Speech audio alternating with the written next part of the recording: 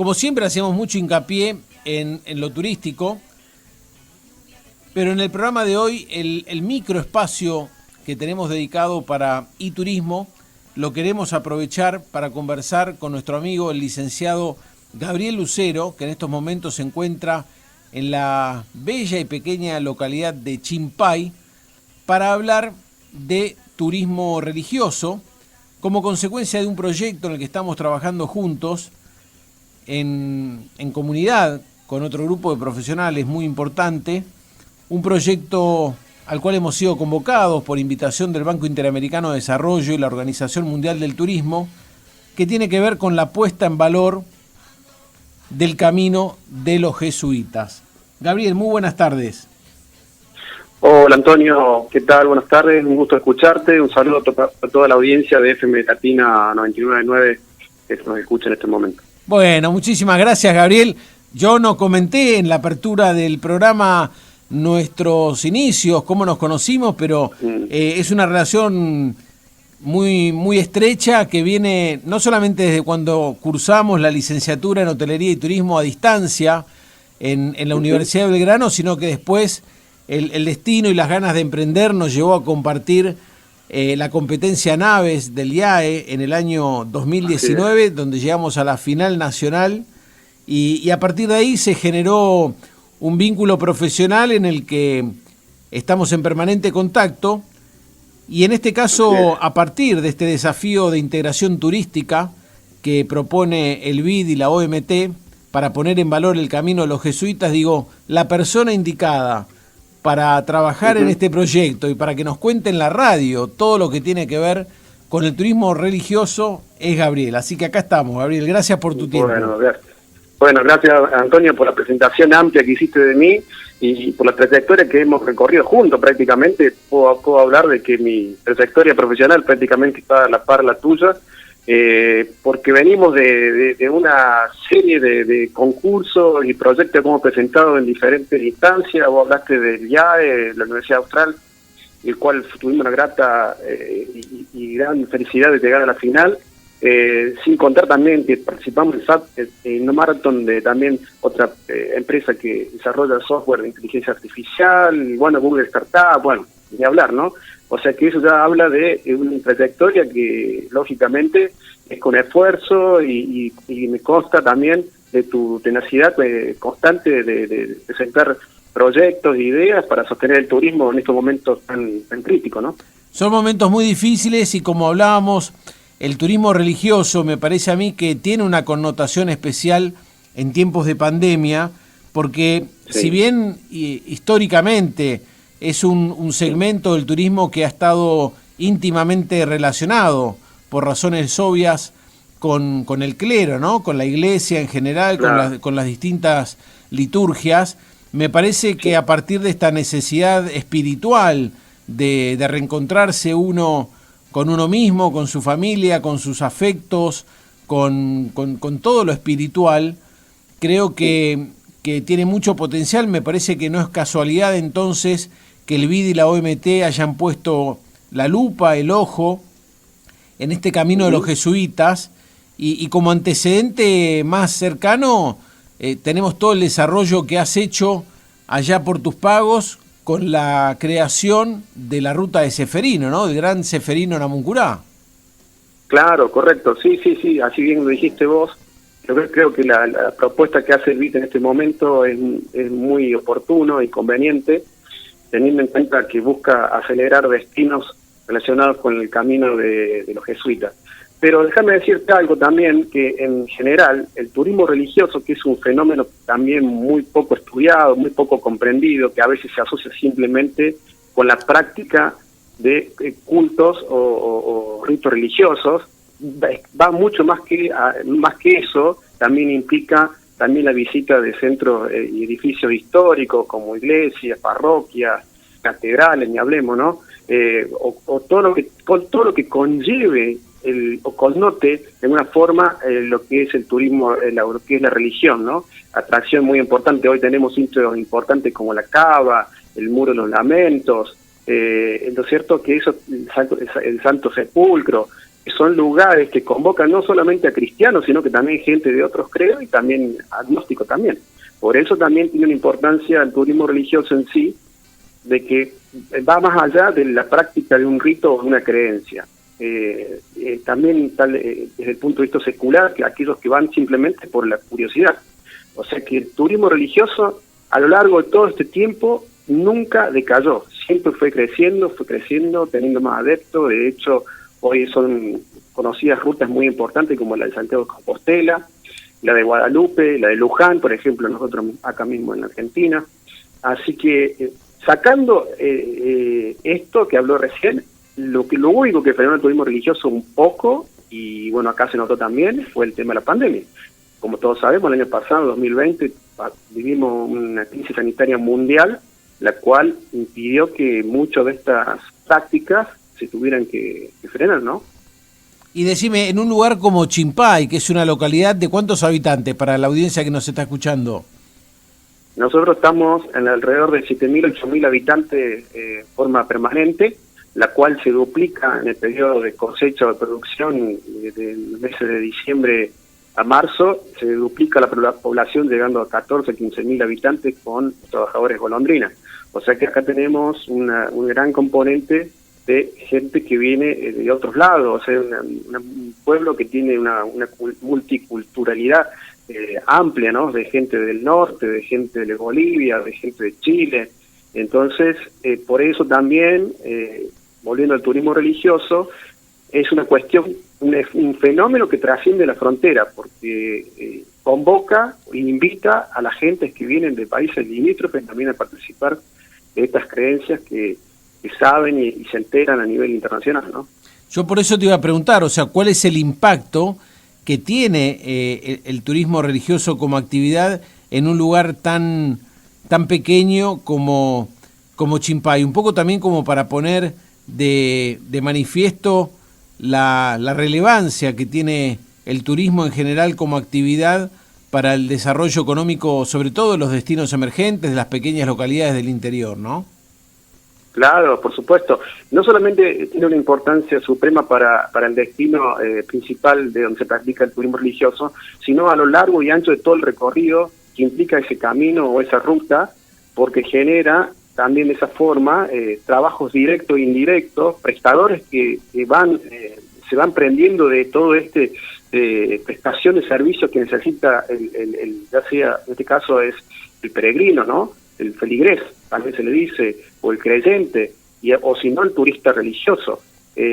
Llámese el nombre que tenga o que quiera tomar cada uno, siempre tiene que haber un prestador que esté acorde ahí a la necesidad de esas personas que se vienen trasladando. Tengamos en cuenta que hay turistas que la mayor parte de su recorrido lo pueden hacer a pie, como por ejemplo en Santiago de Compostela, como en Altagracia, Córdoba, que se van desde la misma ciudad hasta Altagracia caminando, en Luján, otros que simplemente quieren llegar a un destino para conocer algo y bueno, en ese trayecto también van a requerir diferentes tipos de prestaciones y servicios, como también de hospedaje o servicio de transporte. O sea, es una, como dicen la mayoría, una industria que se mueve también alrededor de lo que es el fenómeno en sí. Vos sabés que conversando con un colega sobre este proyecto y haciendo la analogía, como bien decís, con el Camino de Santiago de Compostela, claro, sí.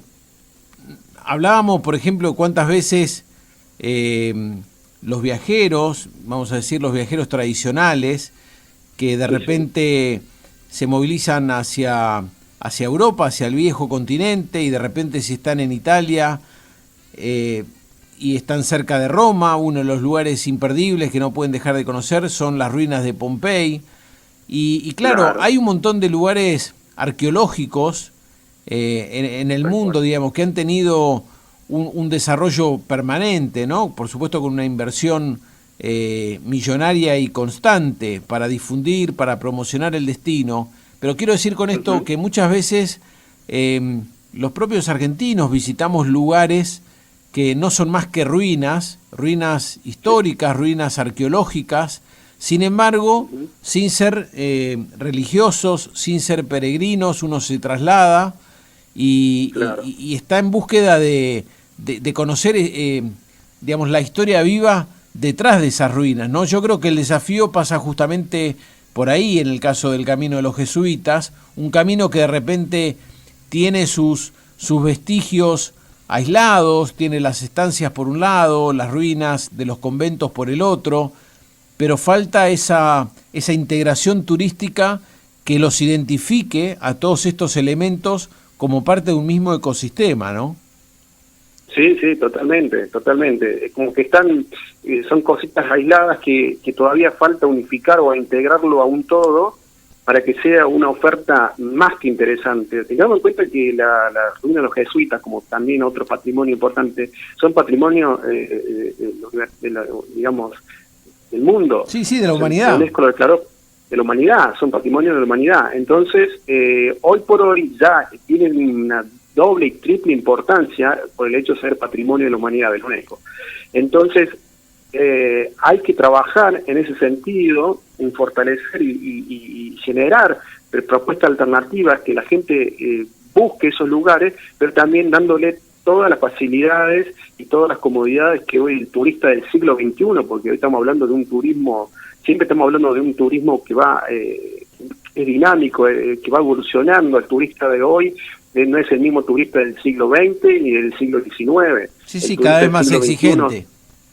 Está más exigente. Hoy tenemos en cuenta que estamos en una nueva normalidad con esta cuestión de la pandemia, que ya no lo es como era antes, que antes hablábamos de un turismo masivo, que mientras más gente mejor.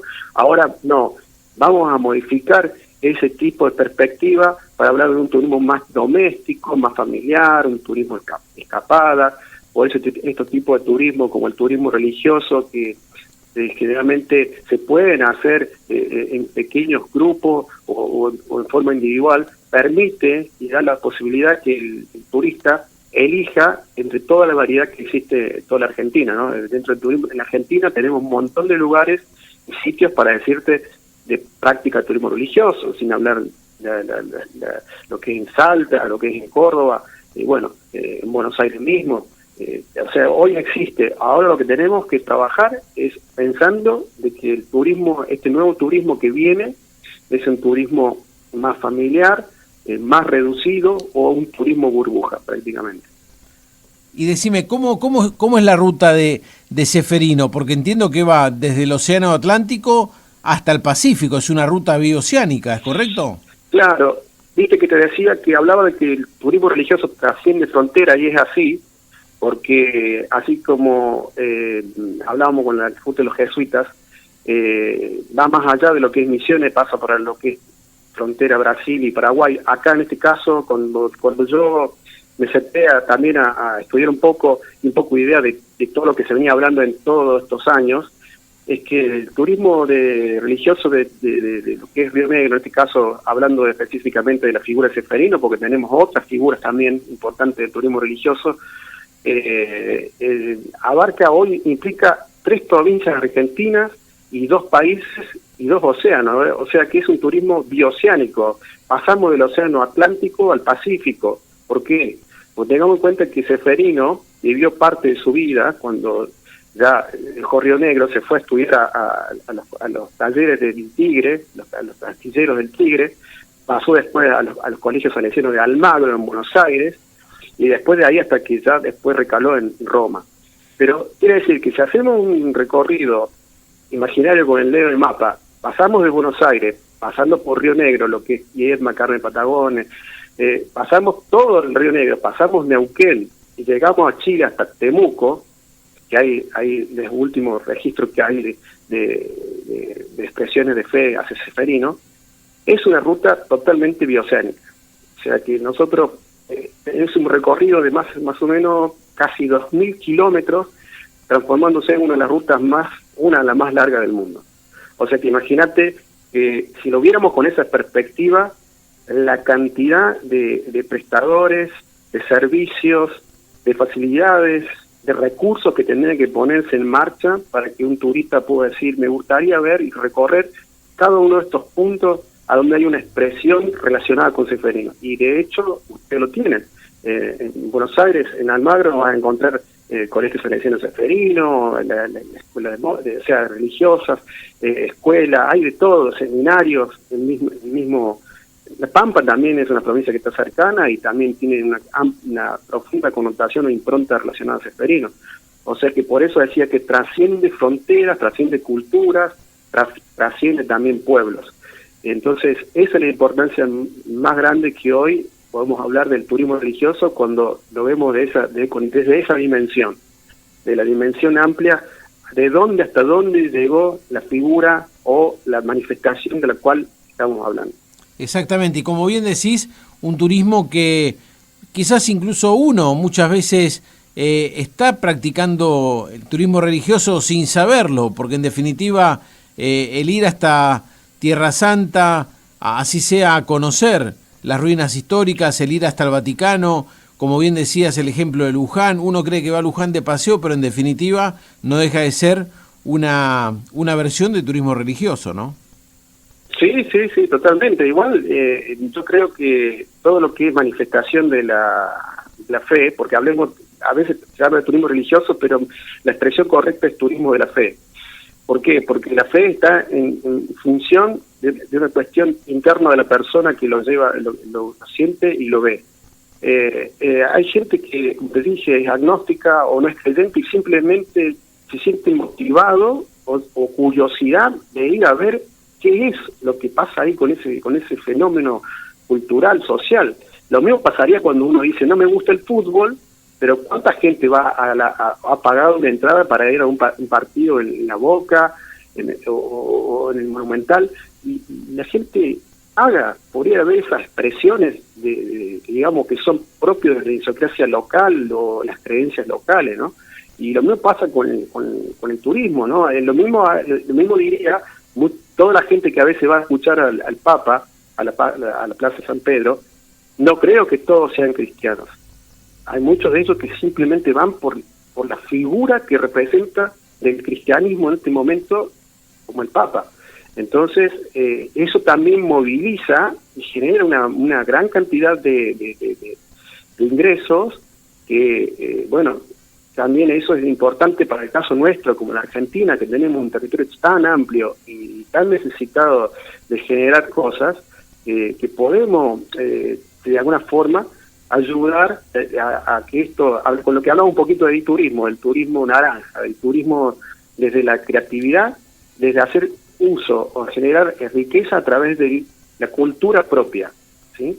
Desde el conocimiento, desde su idiosincrasia, de lo que practica cada pueblo o de lo que hace cada pueblo para ofertarle a un turista. Te confieso que con cada cosa que estás diciendo son apostillas que tengo acá en mi manuscrito, que estoy en el mataburros, ¿no? Tomando nota.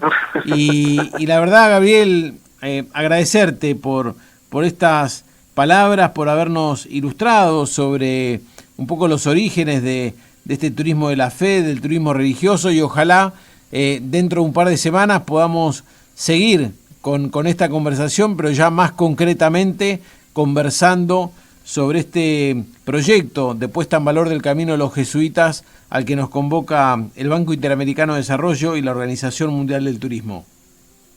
Bueno, no tengo duda que nos va a ir muy bien con eso y vamos a estar preparados y a la altura de la circunstancia que requiere hablar sobre esa ruta, que para mí sería un desafío mayúsculo, y aparte habiendo tenido mentores tan grosos como hemos tenido nosotros, a ver si nos puede ayudar con algunos nombres, como Silvia Torres Carbonell, José Pano, que nos ayudaron y que saben que tenemos la capacidad y digamos, y la sapiencia para poder desarrollar o crear cosas que sean oportunas para generar el movimiento del turismo de vuelta. Yo creo que vamos a estar a la altura de eso.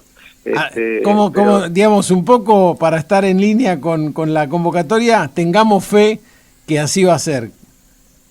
Bueno, sí, obvio, yo tengo toda la fe, como siempre vos sabés, cuando vos me invitás para que hagamos algo y encaremos algo, vos sabés que siempre voy a estar apuntando hacia el objetivo o la meta principal, nunca tratando de dar medio paso o un paso para atrás, siempre para adelante. Y yo creo que para la Argentina lo que hace falta en este momento es generar, de alguna forma u otra, proyectos que den mano de obra, que generen producción, que generen de alguna forma, como decíamos, lo que es la economía naranja, trabajar desde la cultura, trabajar desde el turismo, trabajar de todo lo que tenemos como patrimonio identitario, que lo trabajemos. Tenemos materia prima de sobra, tenemos recursos, así como los recursos naturales, también tenemos recursos turísticos, sociales y culturales, así que nos sobra para poder ofertar, y que cuando mañana se abre el turismo de vuelta, nosotros seamos los primeros que estemos ahí con el mostrador trabajando. Sí, además claramente son todos espacios prácticamente al aire libre, donde uno puede practicar estas burbujas, Totalmente. como bien vos decías, de manera responsable, cuidadas, acorde al perfil del nuevo viajero, ¿no? Exactamente, teniendo en cuenta esta nueva normalidad, que yo creo que esta pandemia nos está exigiendo que trabajemos de acuerdo a estas nuevas exigencias, de que ya no va a ser nada como era antes, pero tampoco nada va a dejar de ser, sino que se va a transformar. Y bueno, y esto va a requerir que nosotros tengamos un mayor desafío, estemos mayormente preparados en todo, y yo creo que el turista, cuando sabe que hay atrás de esto, de cada idea, hay un conjunto de profesionales o idóneos que trabajan en forma seria, yo creo que se siente más que seguro, y son los primeros que se van a fidelizar con lo que uno está ofreciendo.